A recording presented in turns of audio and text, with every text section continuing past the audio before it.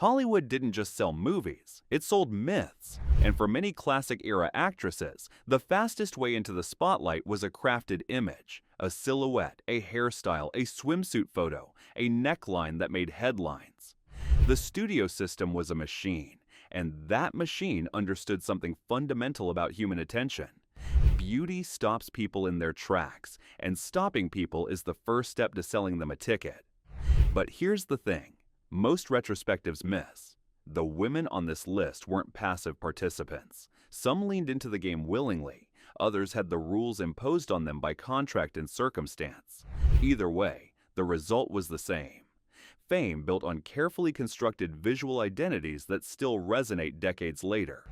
Today, we're looking at 15 stars whose fame was amplified by body-focused publicity, sometimes by choice, sometimes by studio pressure, and how they turned that attention into stardom.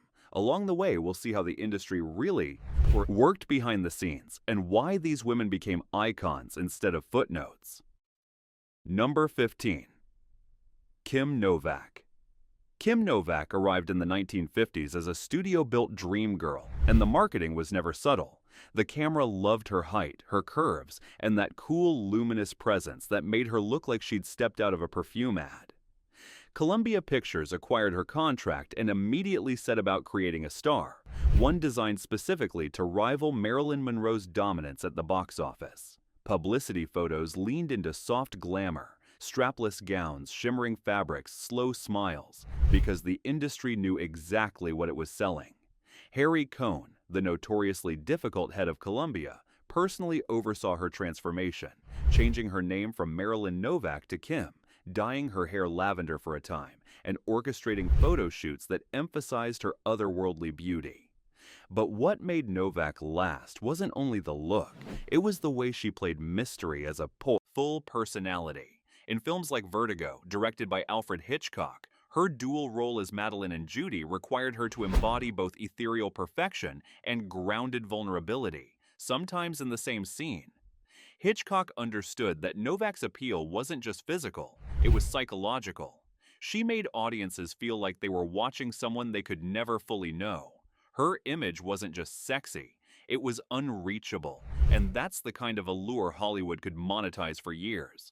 Even when the roles became less prestigious in later decades, the Novak mystique remained intact because it had been built on something more durable than simple glamour. Number 14. Anita Ekberg. Anita Ekberg's fame is practically a masterclass in how one iconic visual can define an era. The Swedish actress arrived in Hollywood after winning the Miss Sweden title in 1950, and the industry immediately recognized what it had, a statuesque, radiant presence that photographed like a living fantasy. She was promoted as the ultimate voluptuous European, tall, confident, and seemingly built for Technicolor close-ups. Hollywood loved placing her in roles where the plot paused long enough for the audience to simply stare. That's not a diss. It's the system doing what it did best, turning an actress into a moment. Films like War and Peace in Hollywood or Bust featured her prominently, but the roles were rarely deep. They were designed to showcase. Then came Federico Fellini's La Dolce Vita in 1960, and everything changed. The scene of Ekberg wading through Rome's Trevi Fountain, dressed in a black evening gown, calling out to Marcello Mastroianni, it became one of the most famous images in cinema history. Fellini understood that Ekberg wasn't just beautiful, she was monumental. He filmed her like a goddess descended to earth, and the image became synonymous with European glamour itself. Ekberg leaned into it too. Big hair, bold styling, confident posture, because once you understand the game, you can play it, and she played it with a smile that said, "Yes, I know what you're here for."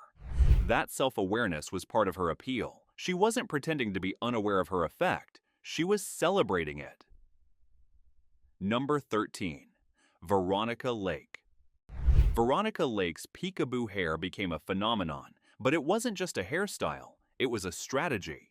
The look, with blonde waves cascading over one eye, framed her face like a curtain and added instant mystery. The studio packaged her as that rare combination, petite at just 4'11", sultry and untouchably cool. Camera angles and lighting emphasized her mouth, her eyes, the way she moved, less about curves, more about suggestion. In films like This Gun for Hire and The Glass Key, both opposite Alan Ladd, she projected a kind of knowing detachment that audiences found irresistible. She looked like she had secrets, and Hollywood knew that secrets sell. Lake's body-focused fame wasn't always about showing skin. It was about creating a silhouette people recognized in seconds. The hairstyle became so popular during World War II that the US government actually asked her to change it. Women working in factories were copying the look, and the long hair was getting caught in machinery. Lake complied, pinning her hair back for publicity photos, encouraging women to do the same. In old Hollywood, recognizability was currency, and her image spent well, even when real life complicated the fantasy. Lake's later years were marked by personal struggles, including battles with alcoholism, but the image she created in those early films remained frozen in amber, the mysterious blonde with the hair that launched 1,000 imitations. Number 12. Hedy Lamarr. Hedy Lamarr is one of the clearest examples of how beauty could be both a rocket and a cage. Born Hedwig Eva Maria Kiesler in Vienna, she scandalized audiences in the 1933 Czech film Ecstasy, which featured nudity and simulated sexuality that was shocking for its time. When she arrived in Hollywood, the scandal followed her. But so did the fascination. Early on, she was marketed as a most beautiful woman in the world type. Face, hair, body, the whole spell, and the industry repeatedly pushed her toward roles where her physical allure was the headline. MGM signed her, and Louis B. Mayer personally renamed her, choosing Lamarr after the silent film star Barbara Lamarr. She understood how to hold a frame. Stillness, confidence, that controlled glamour that reads as power. In films like Algiers, Samson and Delilah, and White Cargo, her presence dominated even when the scripts didn't give her much to work with. Yet Lamarr also wanted to be taken seriously beyond the surface, which created tension with a system that preferred her as an icon more than an artist. Most famously, she co-invented a frequency-hopping technology during World War II that would later become foundational to modern Wi-Fi and Bluetooth. Yet the Navy initially dismissed the idea, and her contribution wasn't recognized until decades later. Her story shows the bargain Hollywood offered: instant attention in exchange for being constantly reduced to the image. Lamarr took the bargain because she had to, but she never stopped pushing against its limits. Number 11. Jean Harlow. Jean Harlow's stardom wasn't built on subtlety, it was built on impact. When she appeared on screen in the early 1930s, the effect was electric. The platinum blonde look, which required brutal chemical treatments to maintain, became her signature. The bold styling, the breathy confidence, it all screamed modern, and the camera adored it.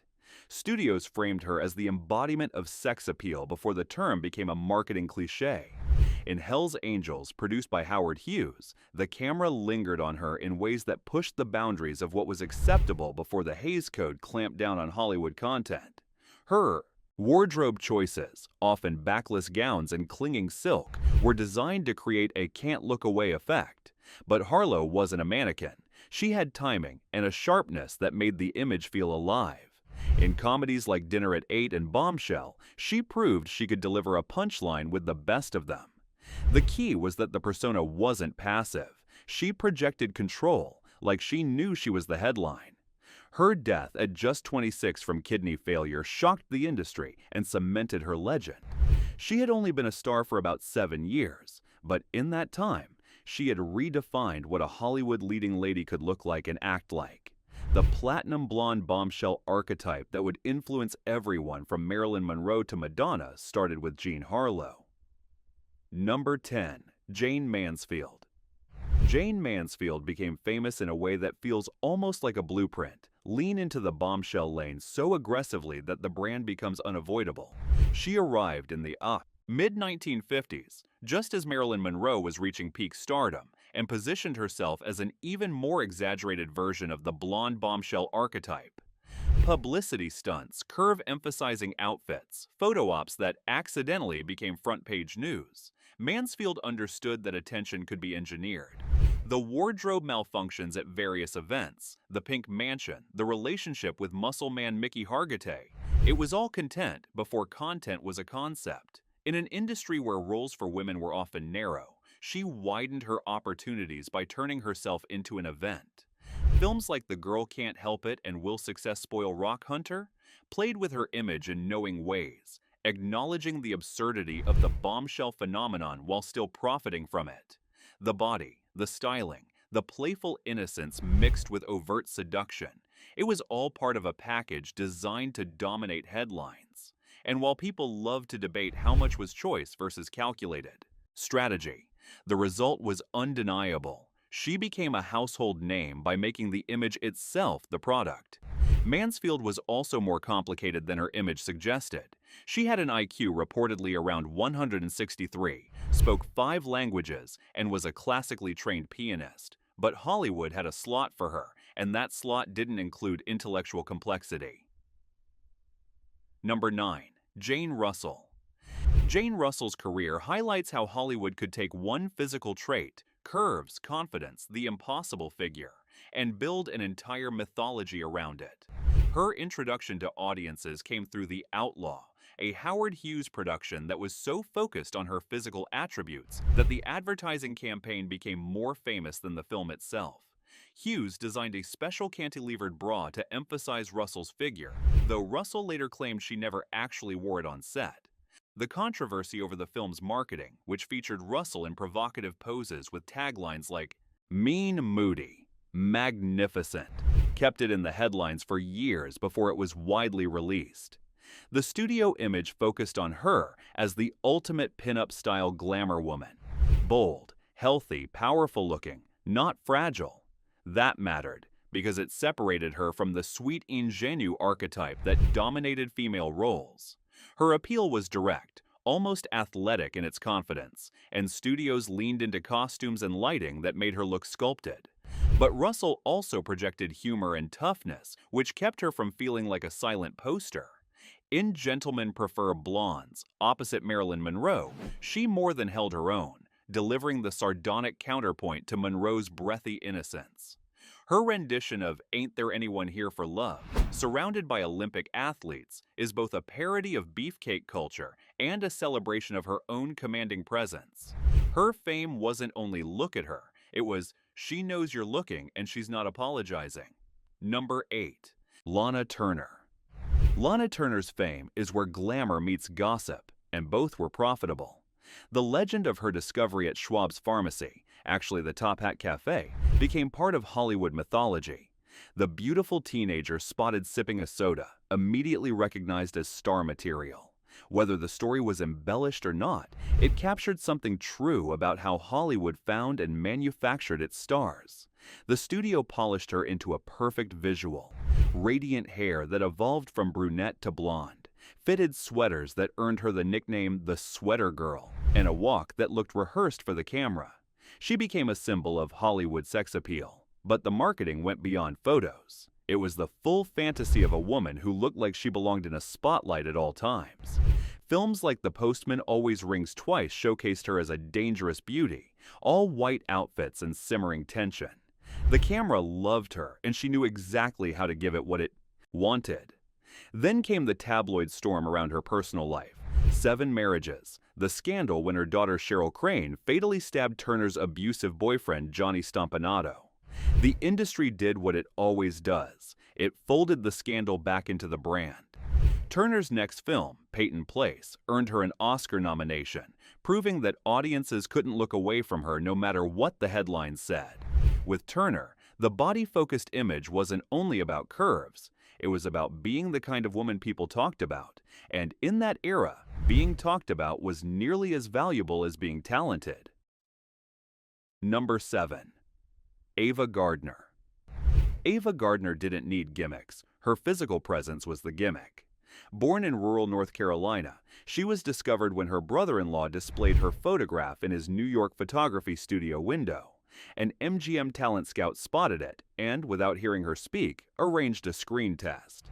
Hollywood framed her as the most beautiful kind of star. Not cute, not quirky, but overwhelmingly magnetically glamorous. Publicity photos highlighted her face and figure with a kind of reverence, as if the studio was saying, "This is what a movie star is supposed to look like." What made her body-driven fame especially potent was how effortlessly she wore it. In films like The Killers, Mogambo, and The Barefoot Contessa, she didn't seem like she was trying to be sexy. She seemed like she simply was. That created a myth of natural sensuality, which audiences loved. Directors didn't have to coach her into smoldering. The camera simply captured what was already there. And because she could act, because she could carry drama, tension, heartbreak, the image didn't collapse. In The Night of the Iguana, playing a hotel owner opposite Richard Burton, she demonstrated a mature command that went far beyond pinup appeal. Her personal life, including marriages to Mickey Rooney, Artie Shaw, and Frank Sinatra, kept her in the gossip columns. But unlike some of her contemporaries, Gardner seemed genuinely uninterested in playing the celebrity game. She eventually retreated to Spain and later London, escaping the Hollywood fishbowl. The image turned into legend precisely because she refused to keep feeding it. Number 6. Mae West. Mae West is a different kind of used her body for fame story because she used it like a weapon, on her own terms, with a wink. Before Hollywood, she was already notorious on Broadway, where she wrote, produced, and starred in plays with titles like Sex that got her arrested for obscenity. Her figure, her walk, her voice, her timing, it was a complete character. West understood that suggestion could be more powerful than exposure, and she built an entire empire on innuendo, confidence, and the art of making the audience feel like they were in on the joke. Films like She Done Him Wrong and I'm No Angel made her one of the highest-paid people in America during the Depression. Her one-liners, "When I'm good, I'm very good, but when I'm bad, I'm better," became part of the cultural vocabulary. The Hays Code, which restricted content in Hollywood films, was strengthened in large part as a response to Mae West's films. Hollywood tried to package women as objects. Mae packaged herself as the one holding the remote. She leaned into body-forward costuming and playful poses, but the real power was that she controlled the narrative. She wrote her own dialogue, often rewrote scripts entirely, and insisted on final approval of her films. In a system that often took agency away from actresses, West sold something radical: sensuality as self-authored comedy and command. She wasn't being sexy for the male gaze. She was making fun of the male gaze while profiting from it. That's a level of meta-awareness that most of Hollywood wouldn't catch up to for decades. Number 5. Betty Grable. Betty Grable became a wartime symbol of morale and fantasy, and the studio marketing focused relentlessly on her legs, her smile, her all-American pin-up glow. The famous over-the-shoulder bathing suit photograph became the most requested pin-up of World War II, with an estimated 5 million copies distributed to servicemen overseas. The industry didn't just celebrate her body, it treated it like a brand asset. 20th Century Fox famously insured her legs for $1 million with Lloyd's of London, a publicity stunt that generated headlines worldwide. Her image was the kind that could be pinned to lockers and carried in wallets, a portable piece of home for soldiers far away. But here's the important part. Grable wasn't famous only because she had famous legs. She was also reliable, charismatic, and camera-friendly in a way that made audiences feel good. In Technicolor musicals like Pin-Up Girl, Sweet Rosie O'Grady, and The Dolly Sisters, she projected warmth and energy that made her feel like a friend rather than an unattainable goddess. That combination, beauty plus warmth, created a superstar formula that kept her among the top 10 box office draws for a decade. Her body was the billboard, but her likability was the reason people kept buying tickets. When her star eventually faded in the early 1950s, she accepted it with characteristic grace, reportedly welcoming the arrival of younger stars like Marilyn Monroe with the quip, "Honey, I've had mine." Number 4. Sophia Loren and Gina Lollobrigida. Sophia Loren and Gina Lollobrigida represent the moment Hollywood realized European sensuality could be marketed as something richer, bolder, and more sophisticated than the typical studio bombshell. Both Italian actresses arrived in America trailing clouds of international prestige, and the studios positioned them as a new kind of glamour. Their curves weren't framed as accidental. They were framed as identity, paired with couture styling, dramatic lighting, and a sense of confidence that felt older and more worldly than the girl-next-door types dominating American screens. Studios and photographers emphasized hourglass silhouettes, elegant gowns, and that unmistakable, "look at me but you can't own me" energy. Lollobrigida blazed the trail first, becoming an international sensation in Italian films before crossing over to Hollywood productions like Beat the Devil and Solomon and Sheba. She was earthy and fiery, projecting a Mediterranean warmth that felt exotic to American audiences. Lauren followed and eventually surpassed her, winning an Academy Award for Two Women, the first Oscar ever given for a non-English language performance. But even as her acting credentials mounted, the body-focused publicity never stopped. She posed for countless glamour shots, and photographers delighted in capturing her figure in everything from peasant blouses to Dior gowns. The rivalry between the two women, fueled by the press, became a story unto itself. But what mattered for both was that they had real screen power, presence, emotion, command. The appeal wasn't just physical. It was the fantasy of a woman who knew her value and didn't beg for approval. That's why the image traveled globally and influenced how international stars would be marketed for generations. Number 3. Rita Hayworth. Rita Hayworth's stardom shows how meticulously Hollywood could engineer sex appeal and how brilliantly an actress could perform it.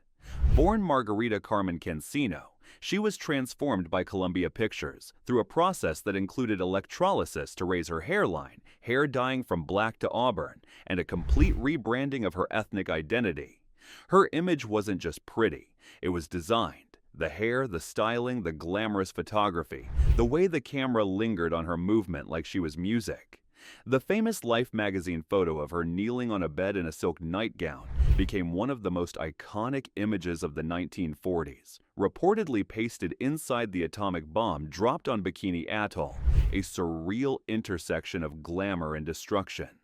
She became a pinup icon, not because she posed once, but because her entire persona was built to be replayed in the viewer's mind. In Gilda, the scene where she performs "Put the Blame on Mame" while slowly peeling off her gloves became an instant legend. Technically, she removed almost nothing, yet it felt like the most seductive striptease in cinema history.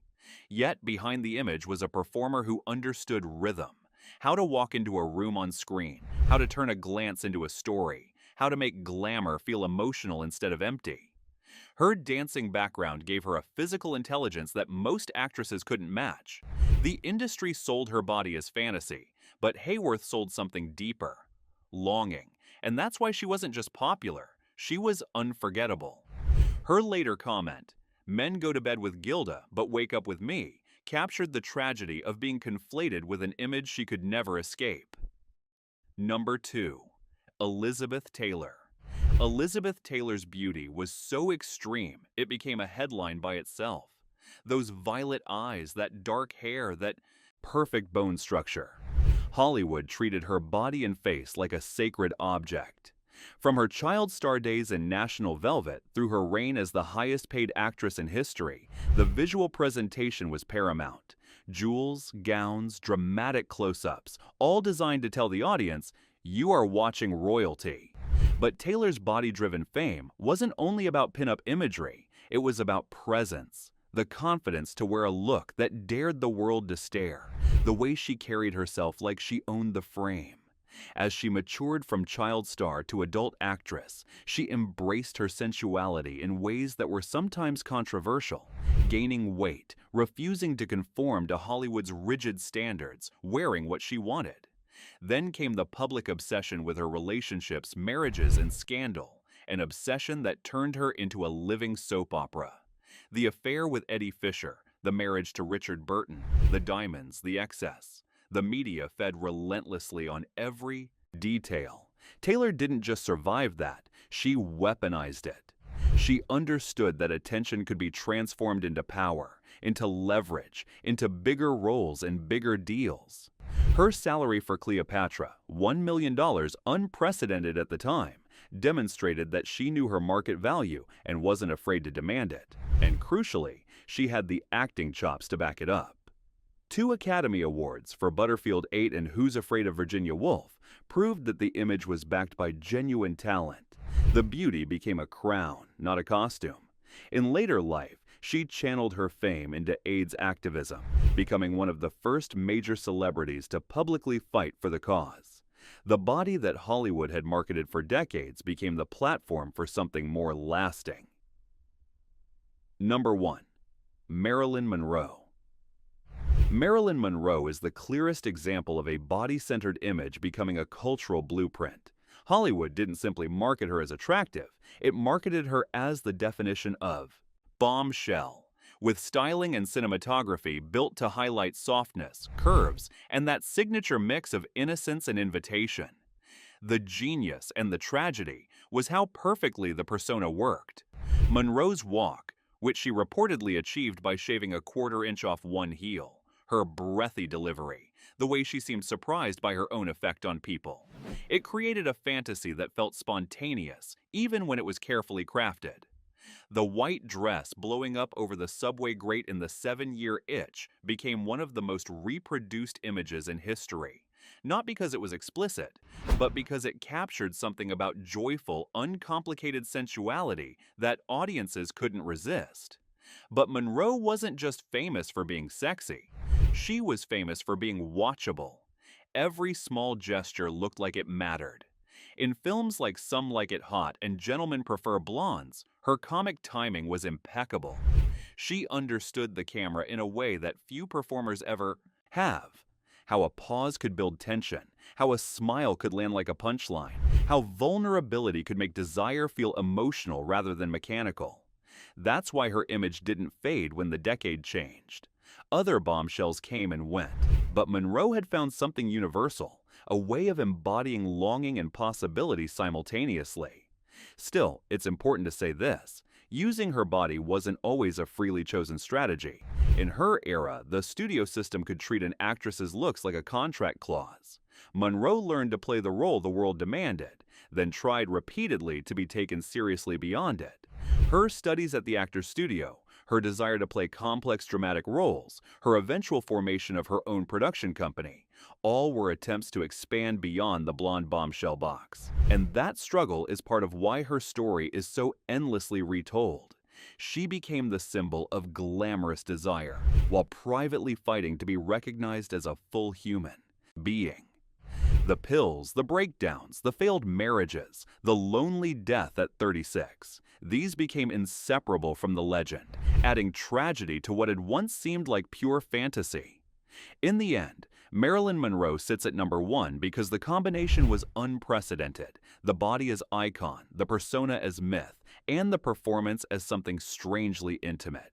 She didn't just benefit from sex appeal. She transformed it into a kind of cinematic language the world still understands instantly decades later.